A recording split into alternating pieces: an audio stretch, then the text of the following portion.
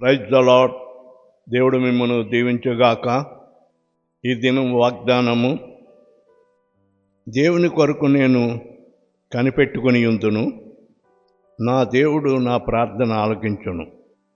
మీకా 7వ అధ్యాయము 7వ వచనం.